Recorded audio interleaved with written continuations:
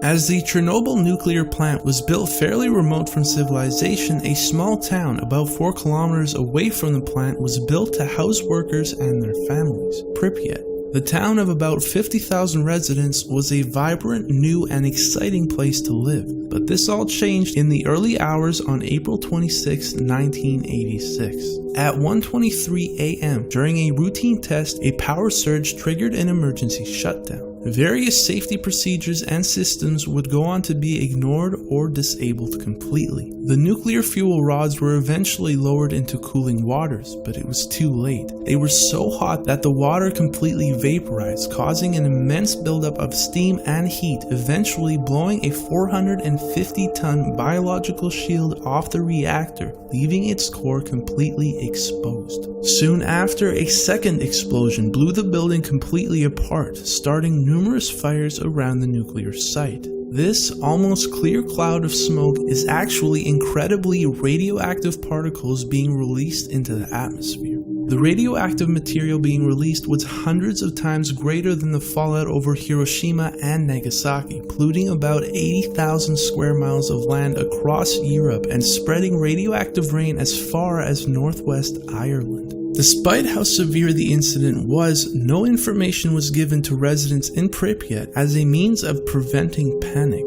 While residents were aware that there had been an accident, life went on as it always had, without any worry or concern, as they had no idea just how bad it was. It went on to take 34 hours before the town of Pripyat was finally evacuated. They were told that they'd only be gone for 2 weeks and were given just 2 hours to evacuate, and as a result, many left most of their belongings behind. They would never return. In the wake of the accident, more than 300,000 people were evacuated from Pripyat and surrounding areas, and an 800 square mile exclusion zone was created around the reactor. Today, the town of Pripyat is left completely abandoned and is crumbling. Being that everything was left behind just as it was and has remained completely untouched since, Pripyat gives us an eerie look into a frozen-like world of those that lived there in the past.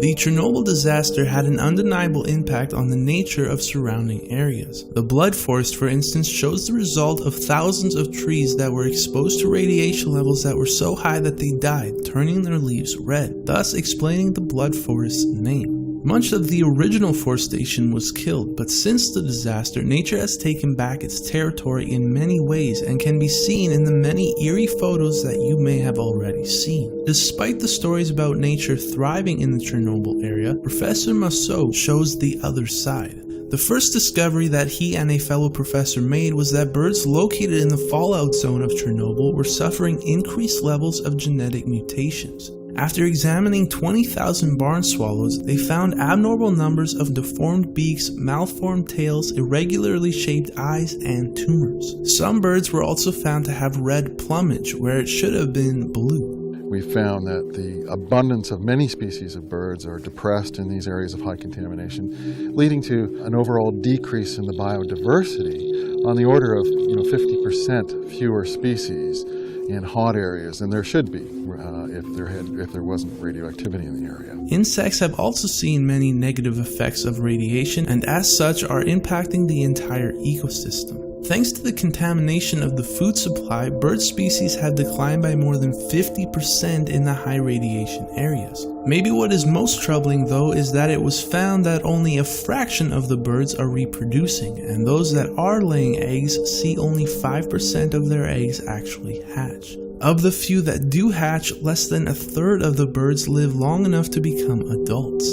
The radiation and its effects are undeniable. On a farm in the Ukraine, this piglet was born suffering from severe deformity, born with numerous extra limbs. Even with the numerous examples of how the extreme levels of radiation have impacted this region, the exclusion zones have allowed various wildlife species to flourish. Some believe the negative effects of disease and mutations may be less than the impact that humans would have had on the area's wildlife had Chernobyl never happened. A truly sobering thought.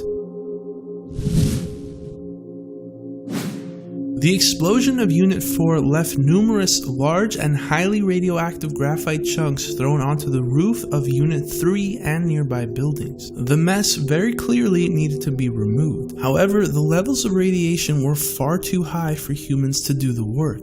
While tractors were able to be used to clean much of the ground debris, the large graphite chunks of debris on top of buildings remained. As a solution, some of the world's most advanced technological robots from Germany, Japan, and Russia's space program were sent to aid in the cleanup. Incredibly though, even some of the most advanced robots in the world for the time were unable to operate in the extreme radioactive conditions. Numerous robots were completely destroyed. For the highest part of the buildings, this left only one option: people. People were to go into an environment so harsh that even robots had died. The levels of radiation were so extreme that the human body could only withstand as little as 40 to 60 seconds of exposure before threatening their lives. Yet, these men did it without question. Knowing that they had just a minute, they ran across the roofs, pushing these heavy chunks of graphite over the edge as fast as possible before running back inside. According to a Soviet official at the time, only about 10% of the cleanup on the roof was done by machines. Instead, 5,000 incredibly brave men, known as the biorobots, did the rest. Immediately after, construction began to cover the core with the sarcophagus, where workers again were exposed to very high levels of radiation. By this time, many of the firemen and workers that had worked on cleaning up the mess were now having their exposure to radiation catch up with them. As a result, they suffered. Nausea, swelling, immense pain, and a slow, agonizing death was what these brave men were left with in their final days. Many who died are now buried in welded zinc coffins to prevent radioactive remains from contaminating the ground. During the absolute chaos and the immediate aftermath of the Chernobyl explosions, the exposed core, not having anything in place to cool it, grew so immensely hot that it began to melt. While this core slowly melted into a lava-like substance, no one knew at the time that as a result, deep within the dark basement of where the nuclear core had originally been, an elusive and incredibly dangerous monster was slowly emerging: the elephant's foot. Appropriately named for its elephant skin-like appearance, this unimaginably radioactive mass of nuclear fuel, melted concrete, sand, and core-sealing materials was first found using sensors. The radiation levels read on these sensors were so high though that men were unable to approach this mysterious mass, instead having to use a camera on wheels that was pushed towards it. At the time, the radiation level of the elephant's foot measured an astonishing 10,000 Roentgens per hour in 1986. At this level, within just 30 seconds, the human body would receive a dose of radiation so high you would experience dizziness, nausea, and fatigue even a week later. At a mere 4 minutes, it would cause certain death.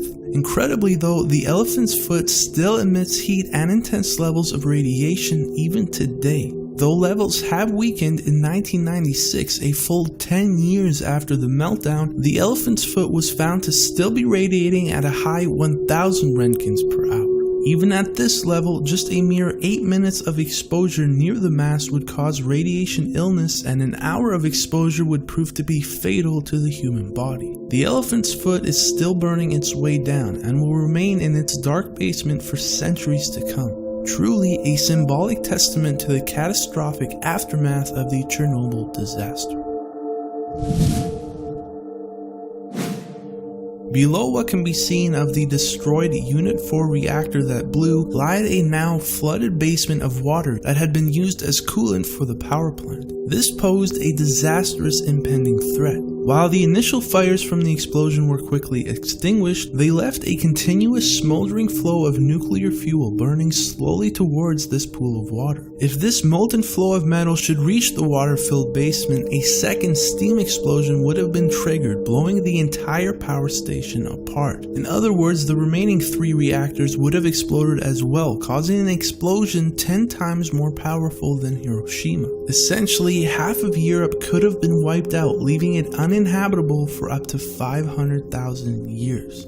You may have heard a common tale of 3 men who volunteered to dive into a full pool of radioactive water to drain it in the face of almost certain death. The tale claims that all 3 men died within just days, sacrificing their own lives to save millions of others. While popular, the story isn't entirely true. Firefighters had worked tirelessly to drain the basement but were unable to completely drain it, leaving about 2 to 3 feet of water. This meant that the threat of the smoldering metal reaching the basement remained. However, 3 incredibly brave men who were neither soldiers nor firefighters, stepped up. With radioactive water up to their knees, the men made their way through complete darkness within the basement in search of drain valves. Soon after, men awaiting outside began to cheer and celebrate at the sound of rushing water being heard. They had successfully drained the pool, but contrary to the popular story, the 3 men, although exposed to heavy amounts of radiation, went on to live. One of the 3 men passed away in 2005 due to a heart attack, but it is believed that the other 2 remain alive even today. These men risked their lives going into a completely black, radioactive, water-filled basement beneath a molten reactor core that was burning its way towards them. They saved millions of lives, and their bravery is truly unquestionable.